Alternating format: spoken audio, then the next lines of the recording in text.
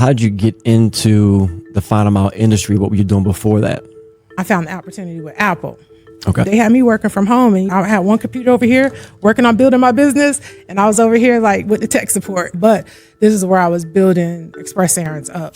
How did you get the drivers? Were you doing deliveries yourself? Walk me through the first few months of that experience. I was doing deliveries for a pharmacy. It was 3 routes at 3 scheduled times a day, and I was out from 9 in the morning to 5 in the morning. Wow. And Wow. I couldn't do anything. It was a good friend of mine. He just heard it in my voice. He called me up and asked me, like, what are you doing? He said, if it's 2 o'clock there, it's 1 o'clock here. And I said, and I'm so tired. And if it wasn't for him being my backbone, I don't even know where I was at. If we have to be real honest with the situation and say that these drivers were working without even the proper certifications, I was so busy getting with this one client that I had to learn how to pay the drivers. We're doing automotive, of course, the healthcare, we're doing life science and legal. As of the last pay, it was 63 drivers altogether. My goal is to be 100% nationwide. And I know that's a big goal, but that's my goal. Sure. That's how I envision it. And being a Black woman doing that, that pumps me even more. All I know is hustle. All I know is to get out there and get it. It's just what I know, but I know that I'm not settling. I'm going to settle for greatness. What do you think she's saying right now, looking down on you? My mom gave me $200 when she was on her deathbed. Listen, my mom is happy. She's there high-fiving me, congratulating me the whole way. I'm your host, Jason Burns, and we'll be bringing you the stories from the front lines. Everything from last mile to the first mile in the most dynamic industry in today's supply chain. If you like the content we're producing, the videos we're releasing, the stories we're telling you, give us a like, subscribe to our channels, give us some feedback on how we can improve your last to first journey. If there's one thing we know about last mile logistics, it can be the most challenging but critical component of any supply chain.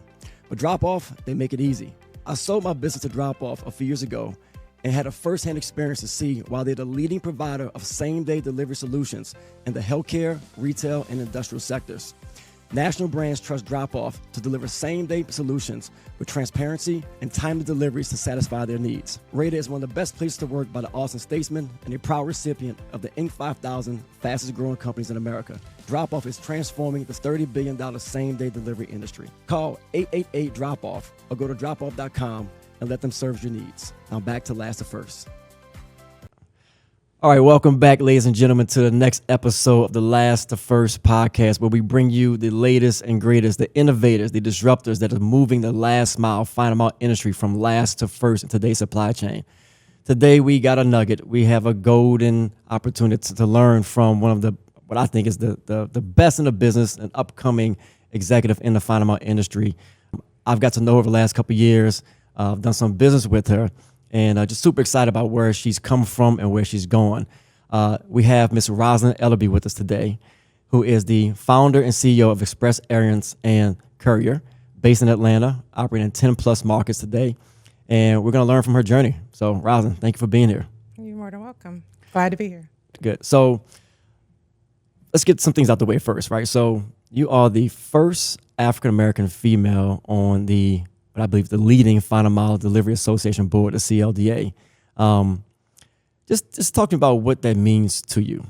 Well, that means a lot, breaking history, breaking historical barriers, and, just being able to be in position and open doors for the next person. So the second, the third, and the fourth could come through. But I'm happy to be here and just thankful, thankful. Yeah. So let's get into the backdrop of how you got to this position, right? So give me a little bit of your background. How did you get into the final mile industry? What were you doing before that? Well, I wasn't definitely in the final mile. I just kind of got thrown into it. When I started my business, it was Express Errands and Courier, and Express Errands, and this was before the Courier part. And when I started it, all I was doing was running errands.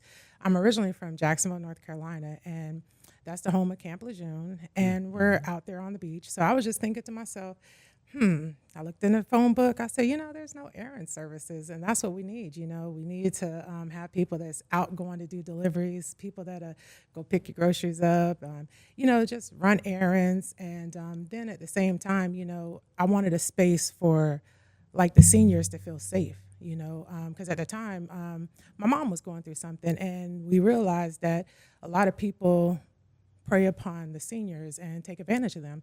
And I said, well, I could be a trusting face to them. So that's a little portion of what I wanted to do. But for the main thing is just running errands. And so you run errands. So this is, what date this for me? What year is this? Yeah, this is like 2012. Okay. Was this your first venture in terms of being an entrepreneur? Or you had, No, this is about the second or third. About when I was about 20 years old, I started a cleaning service, which I was trying to clean base housing and stuff, but that just didn't work out. That didn't work out. I did that for about about 12, 13 months, and it was just you're cleaning houses. Yeah, cleaning base housing. Yeah. What is that? The military puts their people into like I guess kind of like already apartments, homes, and things like that. And, that was like some real white glove cleaning. And Your first experience with white glove. For real.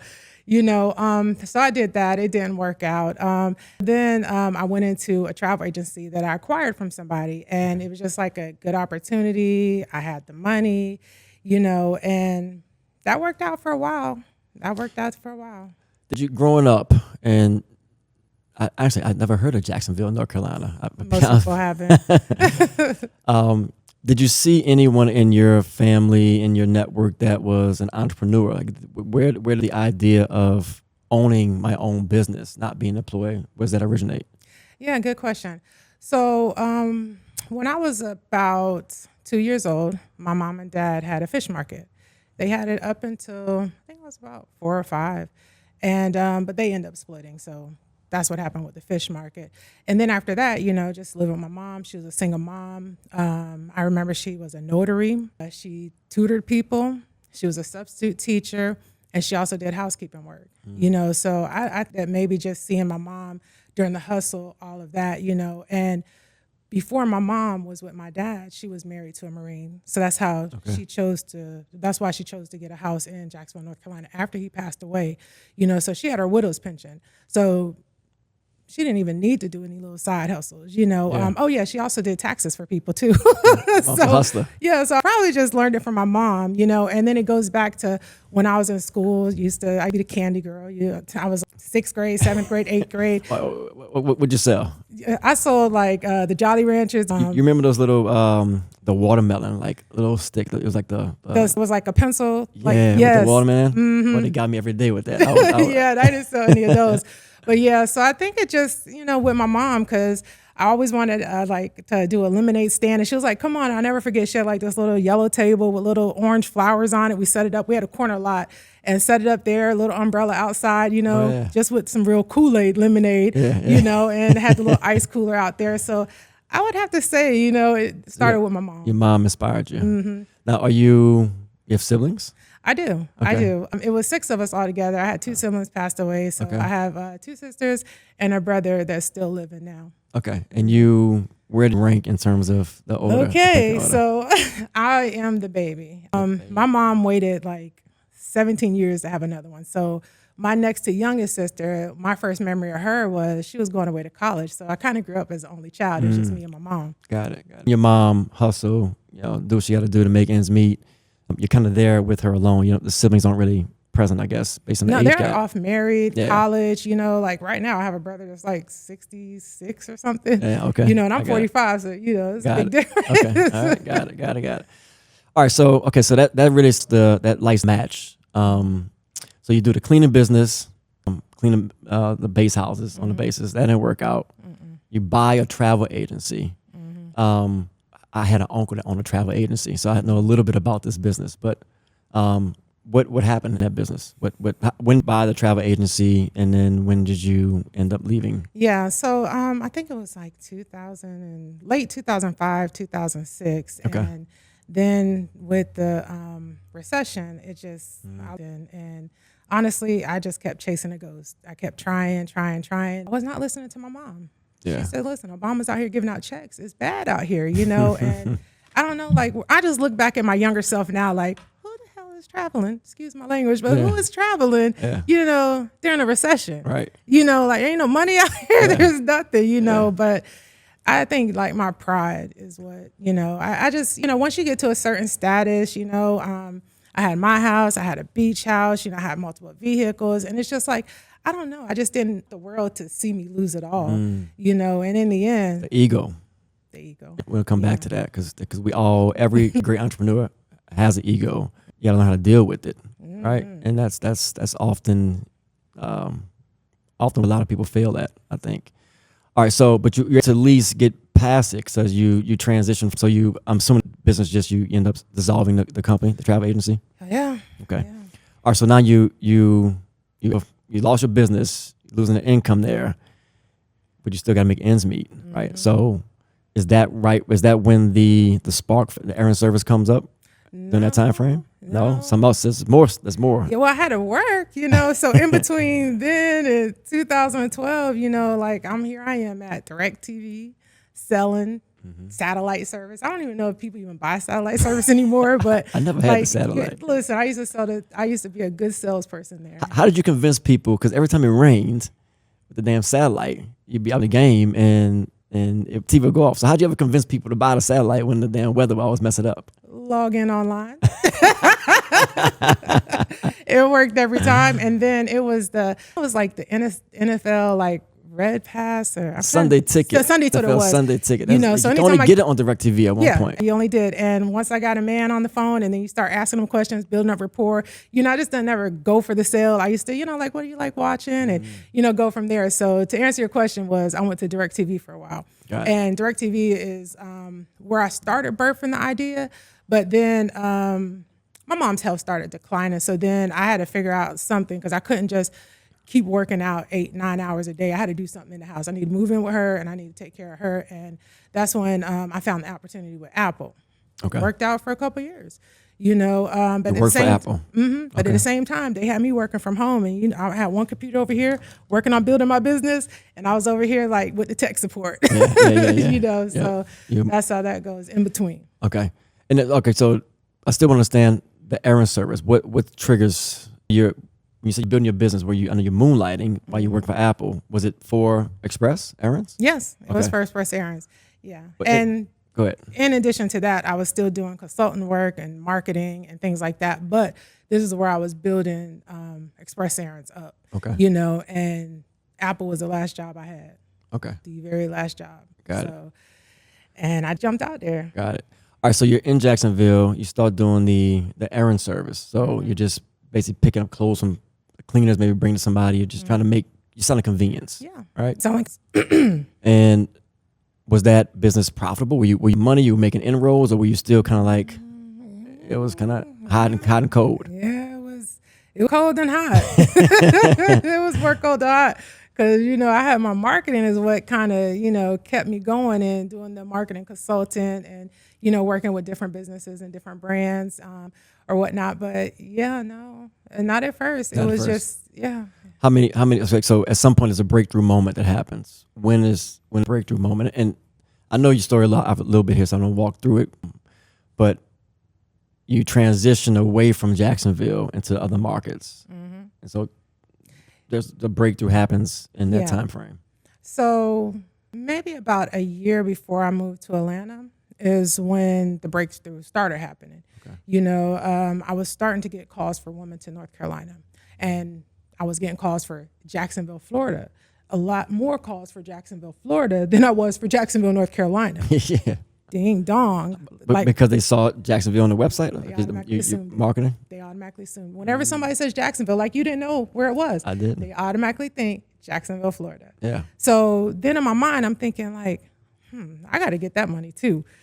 So here I am, I'm going back and forth from Jacksonville to Wilmington, doing deliveries, but like it's a 40-mile difference, and now I have a routed opportunity in Jacksonville. I can't go here to do these deliveries in Wilmington.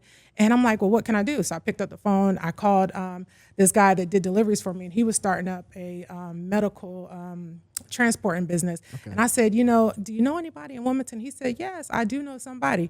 Put me in touch with this person. The lady's still my driver now, but she's a hustler. Yeah. She's a realtor. She has a group home. She bakes cookies. She does all Sound like kinds of your stuff. mom. For real, for real. And she's older than me too. But I reached out to her. She started doing the deliveries in Wilmington. And when she couldn't do the deliveries, she had grown children that she put on them and would do it. So like here I am in Jacksonville, and I'm just like, this money is okay. And I still like going back to like, we still got marketing clients too. Matter of fact, I helped one of the first biggest African-American telemedicine companies to get started. I managed it, started it, marketed it, did everything, because that particular doctor was still contracted to a hospital and she couldn't even, do what I was doing for her. But so I still had, that was a great opportunity because I was with her and then all her doctors. So like, I didn't even need to get any more clients really in the marketing agency because we had over 50 doctors. But to answer your question, now I'm in Jacksonville and it's like, it got to be something else. I said, I got to figure out how to get this Jacksonville, Florida money, So all that happened right before I moved to Atlanta. And it was just, I just knew something more for me outside of Jacksonville. Like this was okay, but it could be great. Yeah. All right. So I want to know, you got to Atlanta, but you get to Atlanta, people refer to the Black Hollywood, right? Mm-hmm. Everything's, in Atlanta, everyone wants to be a star, right? That's my appreciation. And being from New Orleans, like it's a little bit, it's how we do our business in New Orleans. But what I've always loved about Atlanta is like everybody gets an opportunity. And there's not a lot of hating and people seem to be just, what I think everyone should be is like, not necessarily who you know, but like what can you do, right? Mm-hmm. Can you perform? Can you execute? And so, but to tell me you, like literally how you got to Atlanta, what put you there, and then how does this breakthrough start to actually manifest into to Express Errands and then the Courier side? All right, so you want the short version? Give me. I got more to get into. Okay. So basically, short version is my son was stationed. He had went to boot camp and he got stationed in Texas. Okay. By then, my mom had passed away. Families everywhere. I was home, and it was I just something better. I was just got to a point where it was just like I would be something else, And I'm a religious person. Mm-hmm. I pray, and I'm standing on God talked to me and told me that I could pick anywhere on the map I wanted to go because the way that my businesses are set up. So I trusted that, and I had three cities in mind, and it was LA and it was Atlanta. Mm-hmm. And then I said, you know what, Miami's out because another one I was leaving North Carolina was the hurricanes. That last hurricane I was there, and I think it was Hurricane Michael. It was bad. We had to evacuate, and I was stuck out in Morrisville, North Carolina for 3 weeks. So that just narrowed it down. We moved Miami out of that because that's where the hurricanes go first, Oh, yeah. So I'm like, dang, Black Hollywood or LA, and I was like, ooh. I'm jumping out there. Either way it goes, I have no family, no friends, no nothing. Yeah. So I said, you know what? I'm going to rebrand my businesses. I'm going to Black Hollywood. I'm going to work with the stars. Yeah. That was what I said. And you manifest that. I manifested. So then I called up one of my clients that we were doing the routes for in Jacksonville and asked them, were they in Atlanta? And they said, you know what? We have a brand new opportunity because they weren't doing scheduled and routed. So I was their first scheduled and routed client, and they trusted me to get out there and start it because I've been working with them for years. And that gave me a little bit more confidence and courage to go. Okay, so there's a lot there. Okay. Did you call this customer before you went to Atlanta? Or yes. So before when you called existing customer, basically trying to expand that relationship to a new market. When I talk to people all the time about expanding, companies always say, like, we want to grow from X market to Y market and expand. The first thing I tell people all the time is, try to find scheduled routed business, right? And the answer to this question. Why is that? Because that's your dependable base, right? It's hard to build off of the online business. We'll get into the details of what all this means, but you walk into a scheduled route opportunity in a new market. So you've got business set. You have drivers. How'd you find drivers? So tell me, what type of business was it that you had to do? How did you get the drivers? Were you doing deliveries yourself? What walk me through the first, few months of that experience. Well, the first few months was a lot of learning lessons because remember, I have one driver in Wilmington, and before I left, I hired another driver in Jacksonville, which I was working with her at DirecTV, so I knew her and I depended on her. Okay. So now when I get to Atlanta, they say it's an opportunity where I need 3 drivers.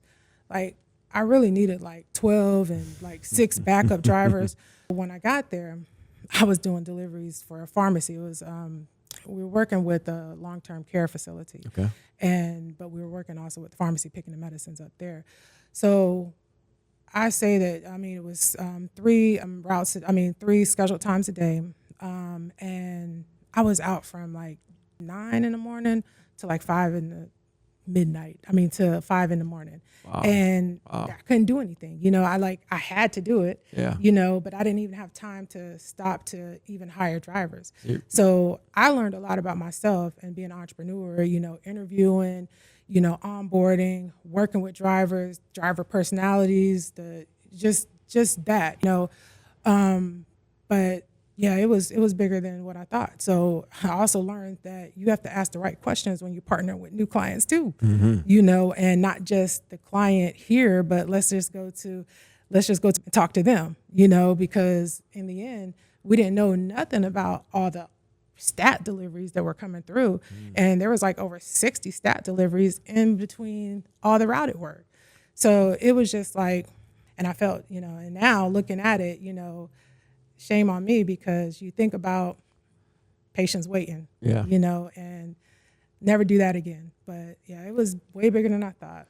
Well, you don't know what you don't know until you go through it.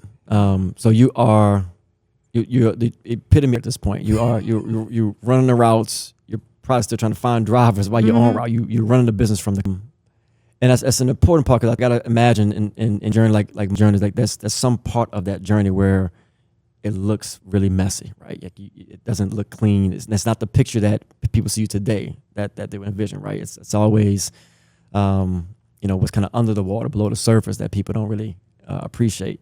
What you really, you mentioned you learned about right questions to customers in that time, because there was other business that you didn't even know about that you could have been capitalizing on, right? Yeah. But what did you learn about the industry at this point? Because you're now starting to have some of success. Automatically, you're making some money, and like you said, you start hiring drivers. You start bringing the personnel. Like, it stops being you controlling it all, right? So you start to start letting go and delegating and trusting and start building teams. So at some point, you transition from, working, in the business to on the business. Talk to me about like that transition that occurred to you at Express. Like, when you start working business? Yeah. So once I got enough drivers for this particular client, then I was telling myself, wow, this is an opportunity. I've never done it in capacity. Yeah. In North Carolina, we were just, picking up here and there, just stat deliveries, but none in this capacity. So now I have to go after this kind of work. I like it. Once I seen the routine, once I knew what it took with drivers, because, like, if we have to be real honest with the situation and say that, like, these drivers were working without even the proper certifications and stuff. I didn't know. You didn't know what you don't know. Yeah. They're out here working for me. They don't even have no signed IC agreement with my company, no exclusivity, no nothing. Like, they could just go back to my client. I did not know. Yeah. So learning lessons along the way. But, you ask me now, I say, went to attorney, got all my contracts straight, my client contracts, driver contracts, everything. But, yeah, and then learning how to grow my team. Once it sizzled down with me, I had to realize that we're getting these deliveries, these calls, stats throughout the night. So it's like, oh gosh, so like, what am I doing? Like, my phone was ringing so much that I could not sleep. There was a period of time for like 3 months I could not, and it's just, I still had to hire more dispatch. I still had to hire customer service, and at the time, I'm still transitioning into finding my office. Like, I'm at the home office. Yeah. Okay. Like, now with this client, I was able to get my office, Yeah. But I didn't even have time to go find that. It was a good friend of mine that came from Alabama. One night, he just heard it in my voice. He called me up and asked me, like, what are you doing? I'm like, oh, I'm out doing deliveries. He said, well, if it's 2:00 there, it's 1:00 here, and I said, and I'm so tired, and if it wasn't for him, being my backbone, because he left right then and there and came over and helped me. He said, you know what? He said, let me do what you're doing. He said, you go get these drivers. You go get all this stuff, get everything straight. He said, you got me for 3 months. He worked in the oil mine or whatnot in Alabama. But during this, it was like, we were at the beginning. Season? Yeah, no, the off season. It was at the beginning of the pandemic. So they had stopped with all the COVID because they're underground. So he said, you got me, just go ahead. And if it wasn't for him, I don't even know where I was at, So this is 2020. It's happening.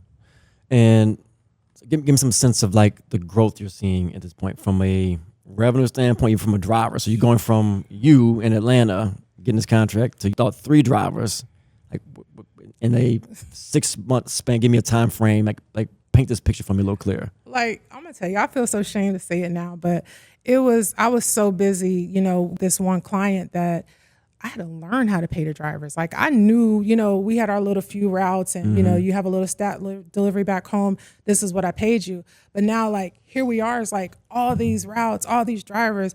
I didn't even know like what's what, you know, like if it wasn't for one driver, I had an older lady that's already been out there in the industry, you know, kind of letting me know like, no, this is fair right here. You know, you could, you know, cause out here like, hey, I'm gonna pay you $2 a mile, you know, like, and she was like, but you gotta make money, baby. You know, she's an old country lady, you know, and I'm like, I don't know, you know, and I just, you know, it's so much. But once I got a system down pat and once I learned it and I set my rates and, you know, I seen what made me profitable and where, like how much I could pay a driver. And then, you know, and I realized that, you know, with my stat drivers, I had to pay them a little bit more. And I found out that, hey, you know, when that phone rings, like we're a dedicated courier, like this company is not calling anybody but us. So that means there was many a nights that I had to get up out my bed to go do the delivery because didn't know that I needed a nighttime driver and didn't know that, you know, they had to be paid different too, you know, in order for them to answer that phone for you. So it was a lot of learning lessons along the way,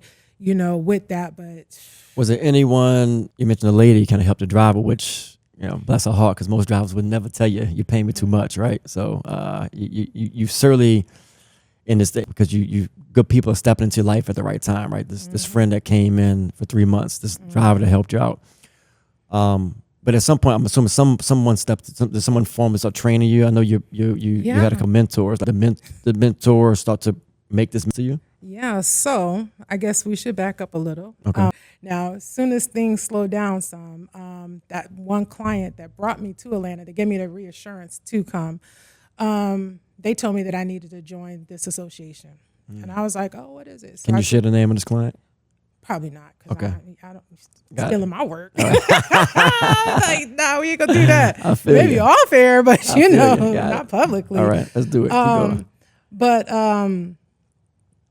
let me see. I'm trying. What was the question? Mentor. You're saying? Oh, the mentor. Back to that. The customer recommended you join an association. Yeah, so they recommended me join an association where I could get more clients. They were like, you need to go, like they have conferences every year, you know, so what does everybody else do? They go to Google. So I Google it and I find CLDA. And I was like, instantly, like no questions asked, no nothing, click and buy, I'm joining. And so I joined, and then I went to the first Final Mile Forum, which was in Vegas. And that's where I met you. And that's when you told me that you were going to be your president-elect. You're going to be the next president. And at the time, I didn't know. Like, I'm like, dang, he already knows. He wasn't voted in, but I didn't know, you know, the politics behind it, you know. And within... Thought I was manifesting too, huh? For real. For real. So then I looked on LinkedIn like everybody does, and I found Lorena Camargo.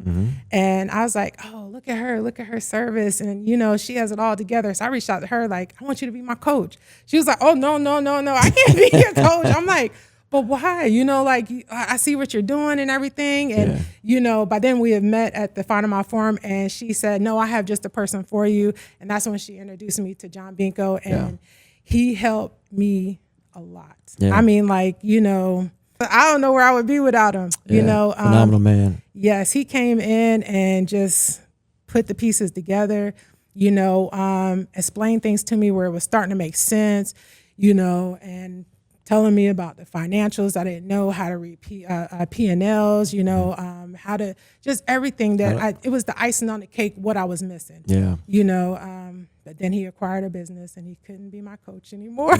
But he gave me so much that up until now, I mean, like, I'm good. And now just with everybody in the CLDA, like, you could just ask anybody any question, you know, and everybody's so willing to help. And that was before I was on the board, you know, but yeah. So. Well, you know, funny, John was, I met John when I was, you know, first elected to the board, 2009, and we didn't necessarily start our relationship off on the right track. That's a story for another day. Oh, wow. But he has become a mentor to even me. We used him when we were starting our business. He consulted us through that process, and I talked to John last week. I talk to him all the time. He's a great, not just a great man, but he certainly understands his business, and and gives it to you straight. That's what I always appreciate about them. All right, so you get mentored, you put the pieces together, the business, you're growing. What's happening in these other markets? So Atlanta's growing. Are you starting to Wilmington is still running? You got the Jacksonville, Florida, the Errands stuff. Where are you at with all these businesses? With all the locations and markets right now? Yeah, I think I missed the point that happened before I got to Atlanta, and I forgot to tell you that we went from Express Errands to Express Errands and Courier. Okay, so now we're gonna now we fast forward. But yeah, so now we're doing Jacksonville, North Carolina. We're doing Wilmington, North Carolina. We're doing Atlanta, and because my friend came from Alabama, Birmingham, You got to go back. yeah, so he says, you know what, you come on, get some work out here too, you know. So we went out there looking. He was always a great salesperson. He found opportunity for me out there. So like here we are, we had some routes there, and then all of a sudden Jacksonville, Florida started blowing up because we were already doing, you know, just one-off deliveries, on-demand deliveries, and now here comes a scheduled and routed opportunity with the client, and just went from there. Now, is this the same customer? Is this one customer that you? This is a different So customer. you're building customers. This one is more automotive. Okay. But you're able to get into these markets on scheduled routed business, right? Tell the audience for folks that may not have had that experience, why was that so critical versus if you did on demand? Well, the on demand is just that. They call you when they call you. It's scheduled and routed in my bank account. Yeah. You know. How do you convince a customer that, hey, I'm not even in this market, but you should entrust me to handle your business every single day? And oh, by the way, I'm headquartered in Atlanta, and you want me to do something in Bama or Florida? Yeah, so right now we're looking for clients that are trying to grow like us. We're looking for clients that are going to different markets or in different markets, you know. So when I'm looking for business, I'm like, oh yeah, look, they're already there. And that was like one of the cities I wanted to, you know, explore in. But the first thing I do, if I'm already working with them or if I'm working on a proposal or quote for them or whatnot, is asking them the right questions, you know, finding out where they're weak at, finding out where they're strong, and then just seeing where they could grow, because sometimes they don't even know. And then at the same time, you know, you get a lot of companies that come to you and they're just using a courier, just here courier all day long, and they don't know, like, you could grab that all up and make that a route, you know, especially when it's not time sensitive. So it could be anytime today. And so you're calling us 7 times in one day. Okay, with those 7 times versus this route, like, I could save you $120 a day. Everybody wants to save money. Sure. You know, so that's how I explain it to them. So, and you also, you're doing what I appreciate about your story. You've taken more of a guerrilla marketing approach, right? You a lot of times companies, when they expand, they try to find that one big account in that market and like land that one. And then we try to maybe complement it with some of the smaller accounts. But where you were in that position, you obviously, you know, you're growing your brand. People know your name, but you're not able to, you know, you don't have a calling card yet. So you gotta go hustle. Right? You gotta go where people are. You gotta go, you know, ground up. How effective has that strategy been for you? And then even today now, I want to get to you now size wise, driver wise, and the market you cover. But like, do you still rely upon that, or is the situation where you're at a point now where you've kind of changed your sales philosophy and how you find and attract customers?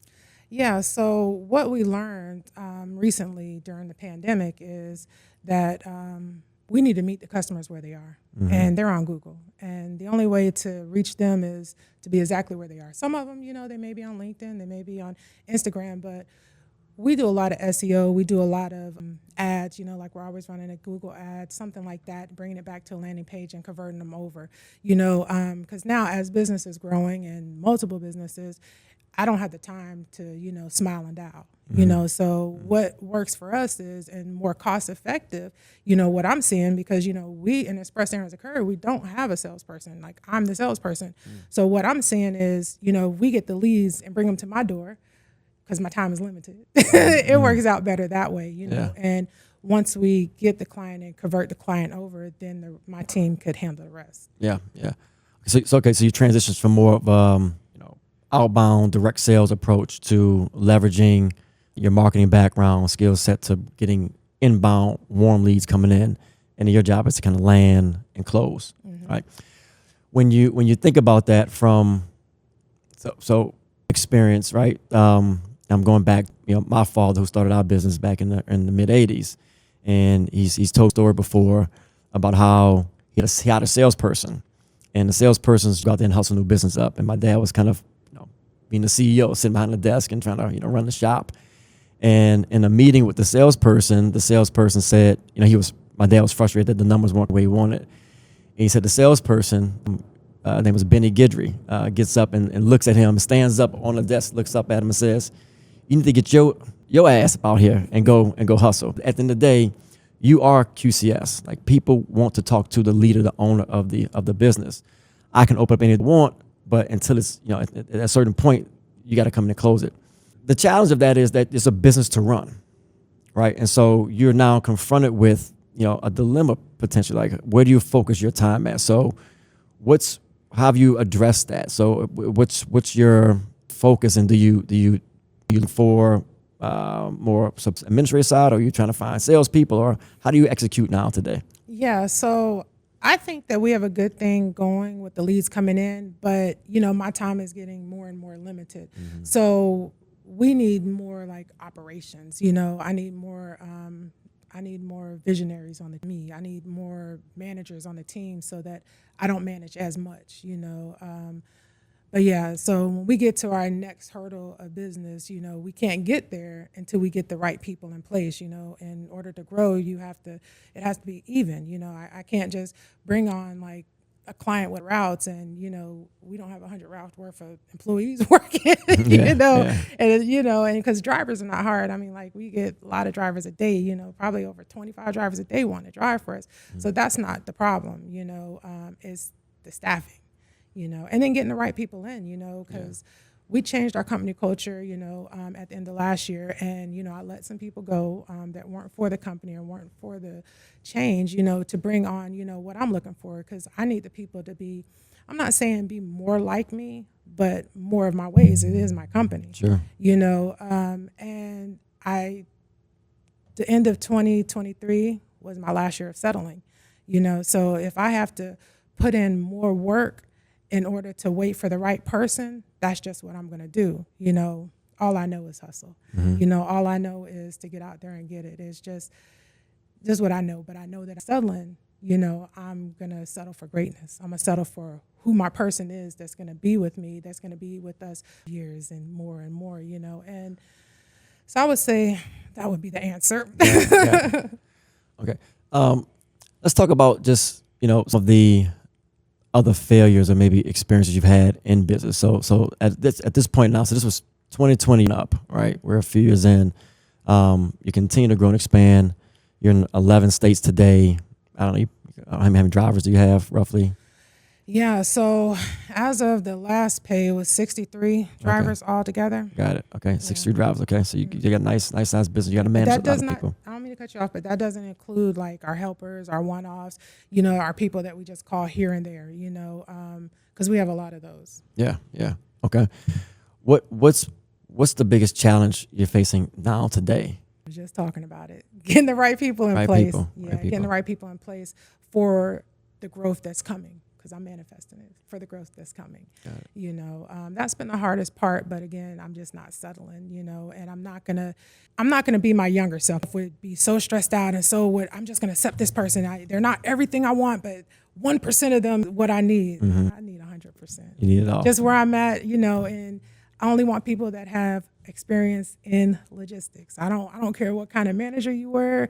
I don't care none of that. I need you to have this kind of supply chain experience because I want to teach you about my company, mm-hmm. but I don't want to teach you the whole supply chain. Mm. Okay. I don't have that kind of time. Granted, we got training portals, we got, all that stuff, but they have to get with me so they could get it out of here and to get the vision there. So I only want to train somebody on my company, mm-hmm. not on what industry. They're hired to do. Right. You want them to bring some of that to the table on day one. Got it. Okay. Let's talk about people and staffing a little bit. I've being a business owner, the hardest thing about being a business owner, in my opinion, is managing people. Right. If everyone just did what they're supposed to do, we'll be fine. Right. But there we spend a lot of our time at. Have you had any issues, any challenges with employees that you face that you've overcome? Well, if I did, they're gone. They're gone. And, I pay good. I pay my drivers good. Without the drivers, I don't have anything. So I could say that, there's no problems there because my drivers are calling me and say, I don't see my order in that route. I mean, in the app, and, but they're still at the clients picking up. Yeah. So I don't have no problems there. It's just anybody that wasn't for me is not part of the company anymore. Got it. Okay. Let's get back to this a little bit. So today, what industries do you service, and and you talked about earlier on long-term care. Pharmacy was one of the first ones you had the opportunity with in Atlanta, in the healthcare space. Are you doing other industries besides healthcare? Yeah, so we're doing automotive, we're doing of course we're doing life science, and legal. Okay. But we're open to more. Yeah, open to more. So schools, there's two different schools of thoughts on growth, right? Some would say stay narrow and deep, and some would say you can go shallow and wide, right? I've tried both, and I'm sure you have to some degree. When you look at these different industries, and do you see ones that are more complementary to each other, that you're saying, if I could just put automotive with healthcare and I can do something there, I should stick in these two lanes? Or are you just like, whatever you can get your hands on that may make sense? Are you intentional about these verticals you're going after? Or is it really just, if it comes in, I'll evaluate it, and then if it fits, it fits? Yeah, sometimes, I look at it, with the new verticals, but I'll always pick up the phone and phone a friend, and ask, what's your experience with this vertical? But for right now, ever since the pandemic, I don't want to say that I'm a medical courier, but I realize that, that is just recession proof, and I think that the fear of losing it all again, like I did that last time, and once I found my sweet spot and what's working, I do run behind a little bit more medical than I do anything else, just because I already know that, for one, we have a lot of good companies that, I could give as a reference for them. Sure. And then for two, it's recession proof. Yeah. So, but we're still other, verticals, and I want to try them. But I'm not going to say that I'm going to stay with them, but you never know what may be out there, because like right now I'm entertaining the thought of car hauling, Car hauling. Okay. Mm-hmm. So that's new. That's powerful. Yeah. So I'm looking into like car hauling. I see that, ever since again, this whole pandemic, and we had the chip shortage, because I'm going to tell you a small story real quick. Go. I'm going to tell you about how much of a business person I am. So when I moved to Atlanta, I had a Hyundai Tucson, okay? It was new. It was only like 1 or 2 years old.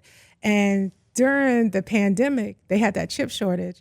Hyundai reached out to me, and they offered me like $9,000 more than what the car was worth, in addition to what I owed. And I took it to the dealership. They looked at it. They told me $9,000. I said, "You gonna give me a check right now?" I said, "Well, give me a bag. Let me get my stuff." I said, "I get an Uber," and I sold my car.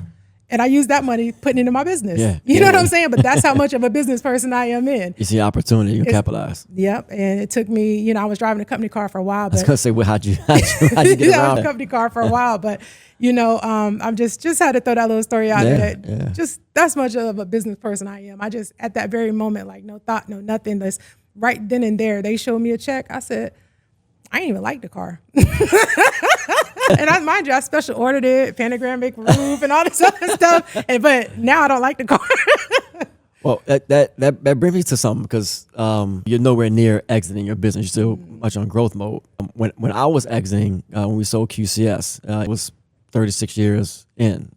It was one of the largest minority final delivery companies in the region, and I remember after Katrina, and this is right after the George Floyd situation. So you had the country was just in this state of turmoil, and getting some feedback that we was out, right? How could this prominent Black-owned business, this is the movement of the Black, the Black economic movement they had every moment about how you can, support Black businesses after George Floyd. If you remember that, I'm sure you remember that. And we got this getting a lot of flack about, and it was affecting me. This was during the due diligence process of looking to exit the business, and I was struggling with a lot. I called one of my mentors up, and who's He's a manager. He's a partner at a fund in Houston. I was like, man, maybe it's not the right time, wrong decision. He said, one of the things that we have to keep in mind is that when you start a business, you're building an asset, right? Mm-hmm. And it's your job or your responsibility to your shareholders or to the owners, whoever it is, to build that asset up to as big as and large as it can get. And when you have an opportunity to capitalize on it, you can't always turn that down. You can't always think about you selling out. Think about you selling up. Because when you look at our counterparts, when we look at, I don't even want to say other just business in general, that's really what happens. You build assets to capitalize. You capitalize and you move on to the next thing. So even that little small example with the car, you are a capitalist. You see an opportunity, you're going to capitalize on it. And you should never think that you are selling out, doing something, you're selling up, because the way you're wired, you're going to go do something else. I'm sitting here doing a podcast now, right? No idea I was going to be doing a podcast. So I just keep that in mind. I think it's important for our community. We often for 3-4 generations, and we ain't capitalizing. There's no exit strategy. And so there's always got to be an exit in mind, or at least you have an understanding of what could that be if we get to that point. So as you traverse your journey, and look, I'm not advocate, you blow this thing up, get to $100 million, right? So I want you to get to, but always keep that in mind. Like Express is an asset. Sometimes we attach it too much to ourselves. It becomes our baby, and it's hard to let that thing go. So just a little. Well, I'm not a quitter. So I think that me selling, I'm not going to say selling out, but selling is just like giving up on it. And it's just, I have so much tied into it. It's an emotional business for me. Like Mom gave me $200 when she was on her deathbed, and I can't imagine like letting it go. Like, I don't think I'm there yet, sure. And then I have a son, he's 28. We tried dispatching. He was working from home, watching boxing, doing this, doing that. We wasn't getting no deliveries done, and it was a mess. Matter of fact, it was during time and when we had to find him out for him in New Orleans. That was one of the reasons I had to jet back, So I just can't see like letting it go. But I understand that it's an asset. But it would probably be like so much later in life that my grandkids would just never have to worry. Like it would just be way later in life. I'm enjoying this. Yeah, 100%. You absolutely enjoy. When you enjoy the journey more the finish line, like that's where you want to live at. But let's talk about that. So what do you see the future of Express as into the continued evolution and growth of the final mile industry? Yeah, so my goal is to be 100% nationwide. Ideally, I would like to start out, strategic partnerships, but I would like that to trickle off into where it's 100% us in every city, and I know that's a big goal, but that's my goal. Sure. That's how I did it, and being a Black woman doing that, that pumps me even more. Because you don't see too many successful African-American females in this industry, because I've been looking, because I'm trying to make friends. you know how they say it's lonely at the top. It is. So, let me find somebody else that has like mind and commonality with me. But that's the final mile that's where it's at, and that's another reason why I can't even think about an exit strategy, because there's much more for me to learn, and out of everything that I do, what I like the most is being able to help my community, being able to put back and offer jobs. And my goal is to be the best paid employer, the best benefit package, the best perk package. I want it to where people lined up outside, you got to wait for somebody to retire to get a spot over here, but that's my goal. And I can't see any kind of exit strategy until I reach that. I need to get out there and be in every metropolitan city and state, and then go global. It's so much more. It's so much more for me to learn. It's so much more about leadership that I need to know about, so much more about business I need to know about, the supply chain, and I'm here for the ride. Yeah. And you'll get there. I got no doubt about that. You talked about being a African American female in this industry. I share that obviously I'm not a female, but obviously I've walked into rooms and there's no one else that looks me in that room.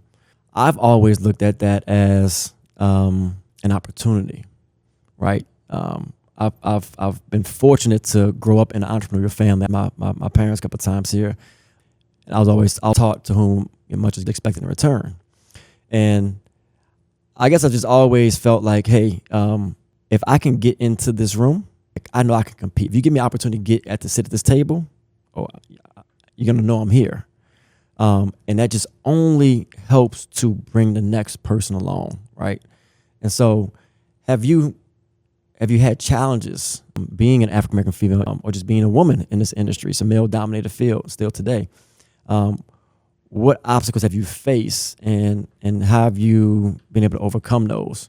Yeah, so where I'm from, there's not too many successful Black businesses.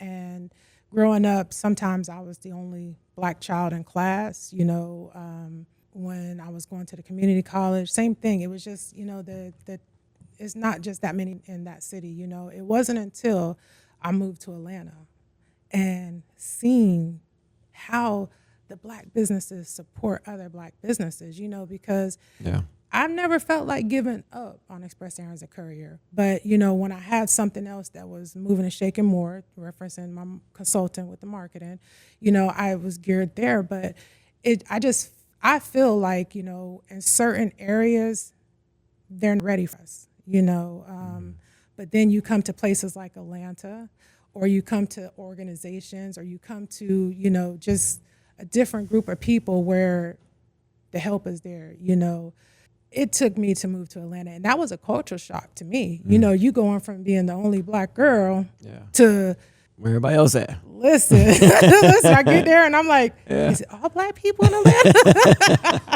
Atlanta? So I'm not going to say I had too many problems along the way, because once you get around the right people, you have a different mindset and different people, and everybody's just willing to help, and sometimes, you get the help that, they already know you're a female in logistics, and they already know that you have your own obstacles, and they offer you opportunities just on the strength of that. Right. Or it could be because of the people so not too many, if I did, it was back in North Carolina. Mm-hmm. But then to add to your point, I think at the end of the day, our people, especially in business, like what drives the show is green, right? Yeah. You can be pink, purple, black, blue, or white.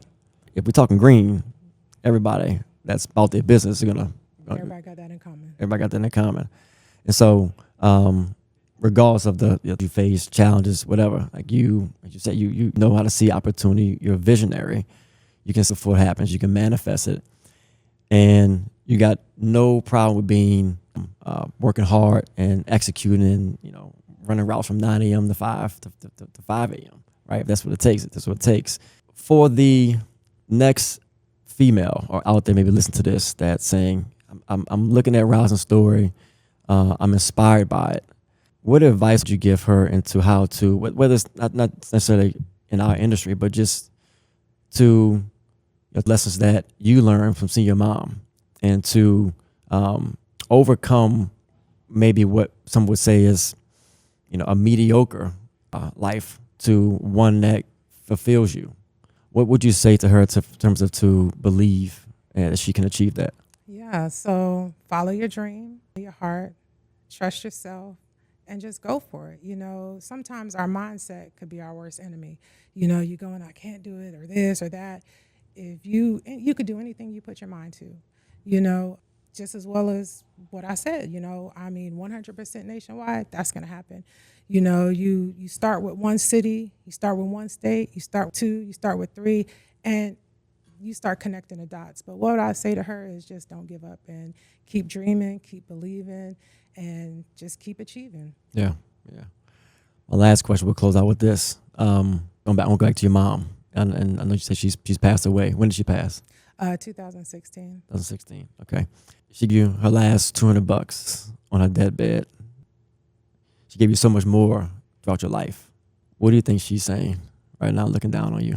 listen, my mom is happy. My mom she's there high-fiving me, congratulating me the whole way. Sometimes I'll tell you that, our address, it's the only home I ever known. It was 623. I ain't gonna say the street name, but, it's funny because I'll look at the time. It's 6:23 in the morning. I look at the time, it's 6:23 in the evening. I look at, something going by, it's 6:23. I could be doing paperwork, and then like the last numbers is 623. And all of those, that's my mama.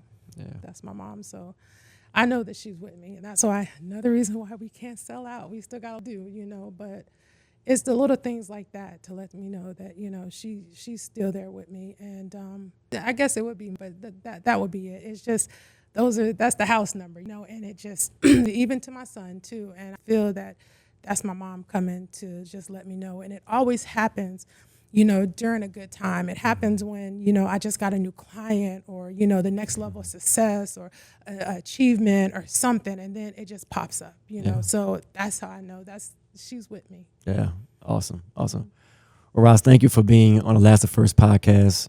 A true testament of perseverance.